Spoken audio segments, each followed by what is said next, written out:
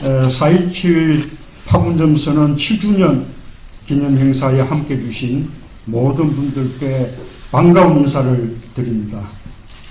김대중 대전, 노무현 재단, 포럼 4.2제, 한반도 평화 포럼이 함께 오늘 행사를 준비해서 더욱 뜻깊습니다. 한반도 평화를 이어달리기 하며 만들어온 주역들로서 절체절명의 한반도 위기를 극복하고 다시 평화의 길을 열어야 한다는 절박함이 서로의 의지를 하나로 모으게 했다고 생각합니다.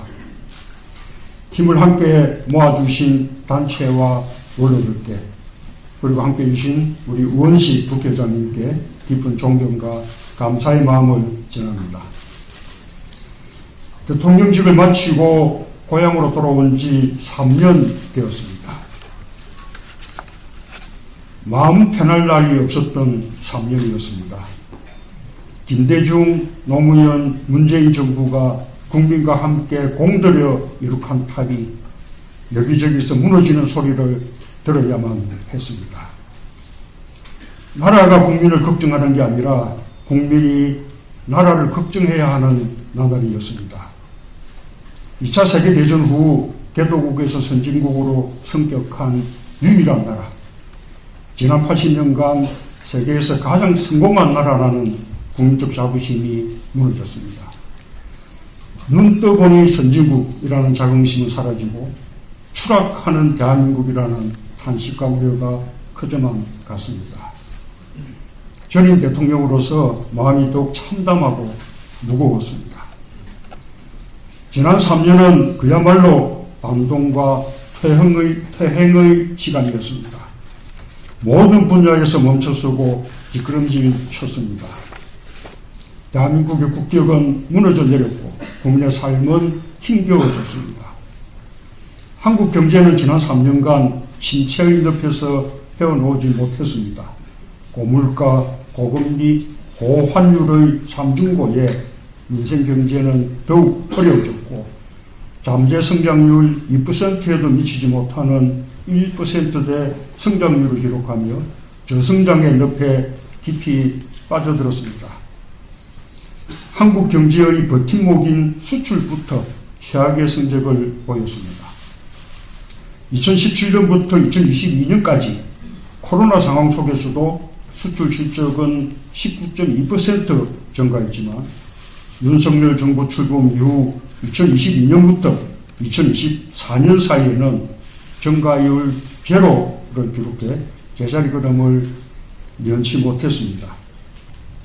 민생 경제의 지표인 내수 소비는 더욱 침체됐습니다. 윤석열 정부 출범 직후부터 작년 말까지 소비 지수가 역대 최장 기간인 11분기 연속으로 감소했습니다. 노동자 실질임금은 관련 통계가 집계된 이후 처음으로 해마다 감소했고 최고임금 역시 역대 최고치를 기록했습니다. 제조업 취업자 수도 관련 통계가 집계된 이후 가장 적었습니다. 이토록 경제가 어려운데도 국가 재정은 제 역할을 못했습니다. 경제를 살리기 위한 재정의 적극적 역할을 획기했고 오히려 막대한 세수 결손을 초래했습니다. 2023년과 2024년 각각 56조 원과 31조 원의 세수 결손에 이어 2027년까지 60조 원 이상의 추가 세수 감소가 전망되고 있습니다. 나라 국가를 이면서 국가 경쟁력을 높이기 위한 투자와 서민들의 민생과 복지를 위한 정부 역할을 축소해야 하는 상황이 되었습니다. 윤석열 정부의 경제 실패와 무책임한 부자 감세에 기인한 것으로 세수 기반이 허물어지고 우리 경제의 병력을 약화시킨 후과를 새로 출범하는 정부가 떠안게 되었습니다. 코로나 상황 속에서도 우리 경제를 지탱해내 OECD 주요국 가운데 최고의 성장률을 기록했던 전임 정부의 적극적 재정정책을 비난하면서 거꾸로 간 결과입니다. 민주주의 역시 지난 3년간 크게 후퇴했습니다.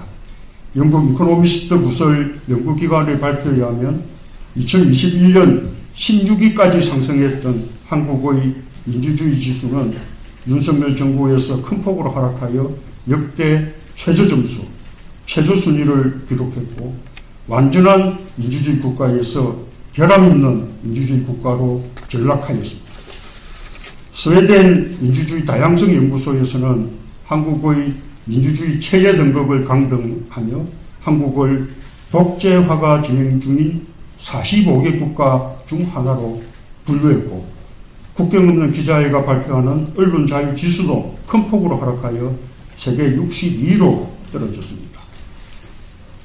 부끄러운 일이 아닐 수 없습니다. 안에서 새는 바가지, 밖에서도 새는 법입니다. 한반도 평화와 남북관계는 지난 3년간 회복이 어려울 정도로 망가졌습니다.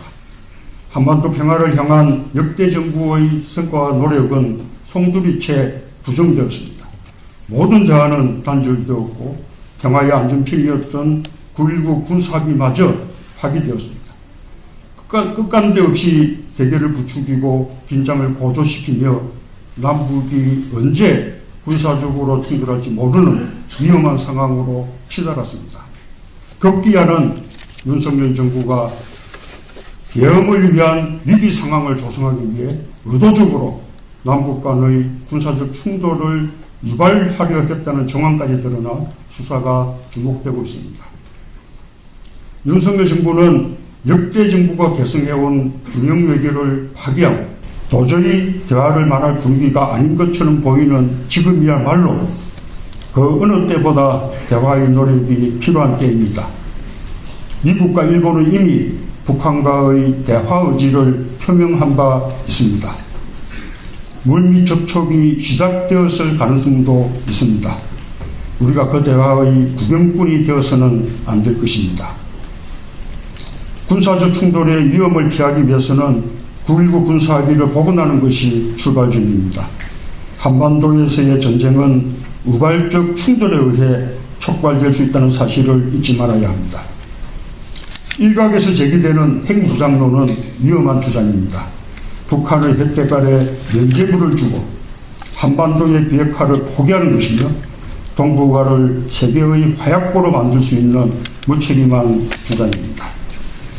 국제사회에서 고립을 자초하고 경제제재를 초래하며 국가와 민족을 공명의 길로 이끌 수 있는 위험천만한 주장입니다. 균형 외교는 안보와 경제를 위해 가장 중요한 국가 생존 전략입니다. 편중 외교는 우리의 지정학적 조건을 치명적 약점으로 만들어버리는 어리석은 발상입니다. 우리의 지정학적 조건을 오히려 장점으로 만들어 평화와 번영의 지렛대로 활용하는 지혜로운 외교 전략이 필요합니다.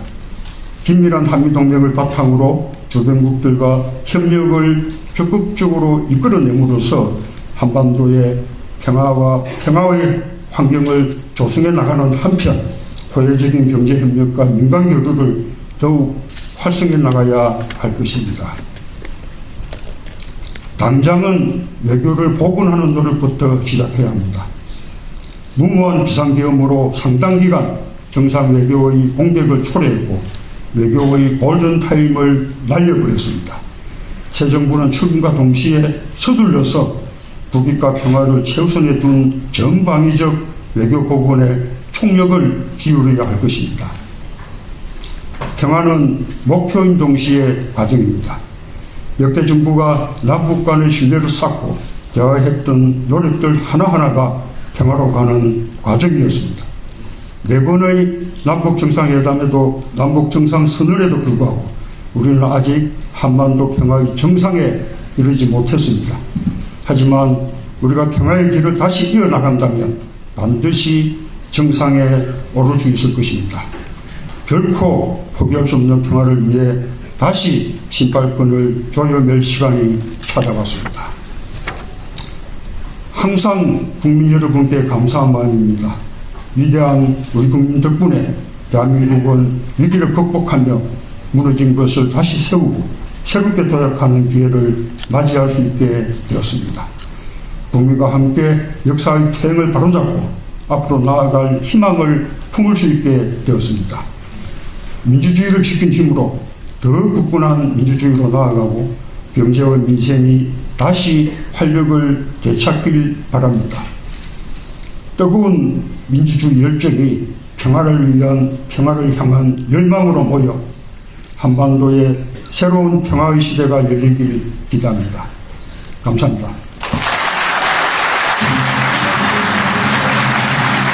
네,